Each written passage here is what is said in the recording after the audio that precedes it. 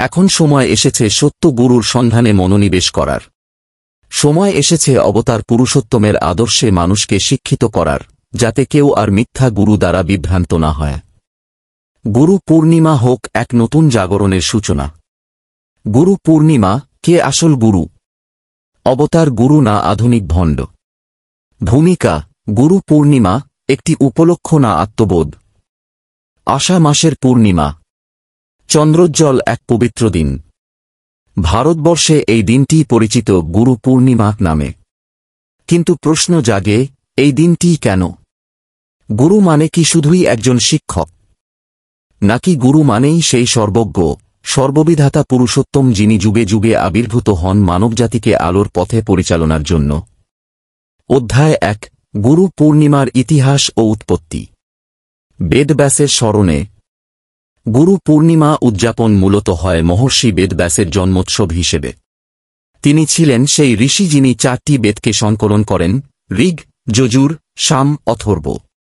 শুধু তাই নয়, মহাভারত রচনা, উপনিষদ ব্যাখ্যা, পুরাণ নির্মাণ সবই তাঁরই অবদান। বেদব্যাস হলেন জ্ঞানশক্তির প্রতীক। তিনি শুধু গুরু নন, তিনি ব্রহ্মজ্ঞানের সরাসরি বাহক। তাই গুরু পূর্ণিমা তাঁর জন্মতিথিতে পালন করা হয়। যেখানে গুরু মানে দাঁড়ায় ঐশ্বরিক জ্ঞানদাতা। অধ্যায় 2, গুরু মানে কে? কে গুরু হতে পারেন? গুরু শব্দের মানে: গু মানে অন্ধকার, রু মানে অপসারণকারী। গুরু সেই যিনি অজ্ঞতার অন্ধকার সরিয়ে জ্ঞানের আলো জ্বালান। এখন প্রশ্ন, এই কাজ কি সবাই করতে পারে?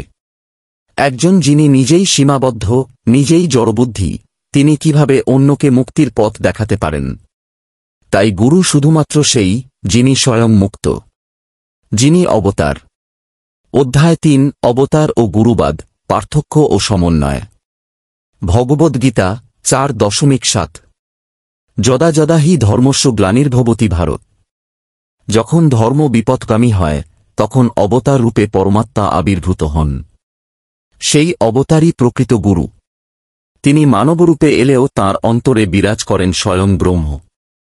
তাঁর কথাই শাস্ত্র, তাঁর জীবনের প্রতিটি পদক্ষেপই শিক্ষা। গৌতম বুদ্ধ, চৈতন্য মহাপ্রভু, শ্রীকৃষ্ণ, শ্রীরাম, এরা সকলেই গুরুরূপী অবতার। অধ্যায় 4, আধুনিক ভণ্ড গুরু, সমাজের বিপদ।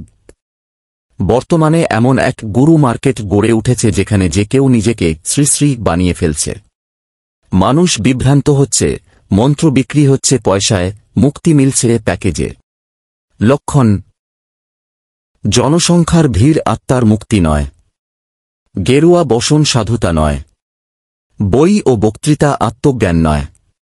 এইসব ভণ্ডগুরুরা আসলে মানুষের ঈশ্বর জ্ঞান নষ্ট করে তার প্রকৃত গুরু ভাবনাকে ধ্বংস করে। অধ্যায় 5, সাধারণ মানুষের গুরু গ্রহণ, ভুল ধারণা ও পরিণতি। সাধারণ মানুষ গুরু শব্দটিকে খুবই হালকাভাবে নেয়। স্কুল শিক্ষক, যোগ শিক্ষক, এমনকি ব্যবসায়িক মোটিভেশনাল স্পিকারকেও গুরুজি বলা হয়। এই প্রবণতা একদিন গুরুতর মানসিক ও আত্মিক বিভ্রান্তি তৈরি করে। এই বিভ্রান্তি এমন পর্যায়ে পৌঁছায় যে মানুষ আসল অবতারকেও চিনতে অক্ষম হয়ে পড়ে। অধ্যায় 6, গুরু মানে একমাত্র অবতার পুরুষোত্তম। কেন? কারণসমূহ: তিনি স্বয়ং অভ্রান্ত, তিনি শাস্ত্রের মর্ম জানেন, তিনি কারও প্রতি পক্ষপাত করেন না, তিনি পরম সদ্ব্যক্তি, জীবনে, কথায়, চিন্তায়। শ্রীকৃষ্ণ, শ্রীচৈতন্য, শ্রীরামকৃষ্ণ, ঠাকুর অনুকূলচন্দ্র, এরা সকলেই এমন পুরুষোত্তম গুরু ছিলেন যাদের জীবন হয়ে উঠেছিল শাস্ত্রের জীবন্ত প্রকাশ। অধ্যায় 7, গুরু পূর্ণিমার প্রকৃত পালন, কিভাবে করব? গুরু পূর্ণিমা মানে শুধুই ফুল দেওয়া নয়। এ হল আত্মসংশোধনের দিন। নিজের ভেতরের অজ্ঞতা চিনে তা সরিয়ে দেওয়ার শপথ নেওয়ার দিন। অবতার গুরুকে হৃদয়ে বসিয়ে তাঁর আদর্শে নিজেকে পরিচালিত করার দিন। পালন পদ্ধতি: শাস্ত্র পাঠ, অবতার গুরুর জীবন অধ্যয়ন, আত্মসমালোচনা, নীরব ধ্যান। অধ্যায় 8, গুরুর আদর্শ প্রচার না করে নিজে গুরু সাজা, কেন বিপজ্জনক? গুরু মানে আদর্শ প্রচার করা, নিজে কেন্দ্রবিন্দু হওয়া নয়। কিন্তু যিনি নিজেকে গুরু বলে কেন্দ্র করেন, তিনি আদর্শকে ছায়া করে দেন। আর এতে সাধারণ মানুষ বিভ্রান্ত হয়, অবতার গুরুর থেকে দূরে সরে যায়। উপসংহার: নতুন যুগে গুরু পূর্ণিমার আহ্বান। এখন সময় এসেছে সত্য গুরুর সন্ধানে মনোনিবেশ করার। সময় এসেছে অবতার পুরুষোত্তমের আদর্শে মানুষকে শিক্ষিত করার, যাতে কেউ আর মিথ্যা গুরু দ্বারা বিভ্রান্ত না হয়। গুরু পূর্ণিমা হোক এক নতুন জাগরণের সূচনা। এই ভিডিও যদি আপনার চেতনায় আলো জ্বালায়, তবে লাইক করুন, শেয়ার করুন এবং চ্যানেল সাবস্ক্রাইব করুন। আসুন মিলে গড়ে তুলি এক আদর্শভিত্তিক গুরু সংস্কৃতি।